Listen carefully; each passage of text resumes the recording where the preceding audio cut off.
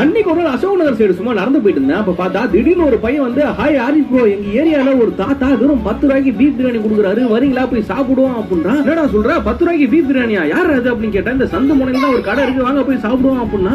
சரி வாப்பா, அன்னைக்கிட்ட கேஷா இல்ல கூகுள் பே தான் இருக்கு, கடையில கூகுள் பே இருக்குமா, அதெல்லாம் இருக்கும், வாங்க அப்படின்னு கூட்டு போயிருந்தான். அங்க பாருங்க ஒரு தாத்தா தனியா நின்று ஆசிரியர்ல அவரோட கடை தான் அது அப்படின்னா. என்னடா ஒரே ஆளா நின்று பிரியாணி சமைச்சிட்டு இருக்காரு அப்படின்னா. ஆமா, ஒரு சோலோவா தான் இருப்பாரு, எல்லா வேலையும் இவரே தான் செய்வாரு அப்படின்னா.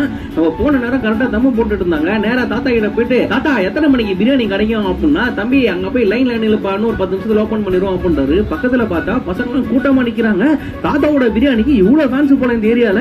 இதெல்லாம் நீ என்கிட்ட சொல்லவே இல்ல, கூட்டமா இருக்கும் அப்படின்னா. வாங்க வாங்க நல்ல பிரியாணி சாப்பிடணும், அந்த மாதிரி வெயிட் பண்ணி தான் அவனும் கூட்டு போய் லைன் நிக்க வச்சா. சரி தாத்தாவோட கடை எங்கடா இருக்குன்னு கேட்டா, அங்க தாத்தா ட்ரை சைக்கிள் வச்சு ஆண்டுட்டு இருக்காருல்ல, அதுதான் அவரோட கடை அப்படின்றான்.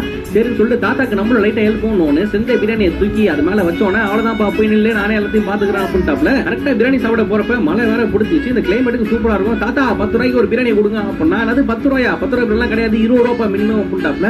என்னடா 10 ரூபா சொல்லி கூட்டு வந்தா தாத்தா 20 ரூபான்னு சொல்றான்னு கேட்டா, ஆமா விலைவாசி எல்லாம் ஏறுதுல, தாத்தா ஏத்திருப்பாரு அப்படின்னு அசால்ட்டா சொல்றான். சரி தாத்தா 20 ரூபாய் பிரியாணி 2 பிளேட் வச்சு கொடுங்க அப்படின்னா. சுட சுட அந்த டப்பால இருந்து பிரியாணி எடுத்து ஒரு பிளேட்ல வச்சு கொடுத்தாப்ல. பரவாயில்லப்பா, 20 ரூபான்னு சொல்ல முடியாது, நிறைய தான் இருக்கு குவான்டிட்டி, இதாப்பா ஆளுக்கு ஒரு பிளேட் மழை வேற போய் எடுத்து சாப்பிடுவோம் அப்படின்னு சொல்லிட்டு சாப்பிட ஆரம்பிச்சிட்டேன். எப்படி பாருக்கு பிரியாணின்னு சொல்லிட்டு பையன்கிட்ட கேட்டா, அண்ணா நாங்களா ரெகுலரா சாப்பிடுறது சூப்பரா இருக்கு, நீங்க தான் ஃபர்ஸ்ட் டைம் சாப்பிட்டு பார்த்து எப்படி இருக்குன்னு சொல்லுங்க அப்படின்னா. சரின்னு சொல்லிட்டு அந்த பிரியாணியை எடுத்து ஒரு வாய் சாப்பிட்டு பார்த்தேன். பாருங்க டேஸ்ட் ஆவரேஜான டேஸ்ட் தான், ஆனா பாயோட உழைப்பை பாராட்டணும். எத்தனை வருஷமா பாய் இது பண்ணிட்டு இருக்கீங்கன்னு கேட்டா, 35 வருஷமா பண்ணிட்டு இருக்கப்பா அப்படின்றாப்ல. 20 ரூபாய் பீஃப் பிரியாணில 1-2 பீஃப் பீஸ் எல்லாம் கூட போட்டு கொடுக்குறாரு. இதுல ஹைலைட் என்னன்னா, வர்ற பசங்களுக்கு எல்லாம் 20 ரூபாய் கொடுத்து சாப்பிட்டாலுமே எக்ஸ்ட்ரா ரைஸ் எல்லாம் வைக்கிறாரு, எனக்கு கூட வைக்கிறாரு பாருங்க. பாய் போதும் பாய் அப்படின்னா கூட சாப்பிடுப்பா, வளர்ற பசங்க சாப்பிடுங்க அப்படின்னு சொல்லிட்டு திருப்பி வச்சிட்டு இருக்காப்ல.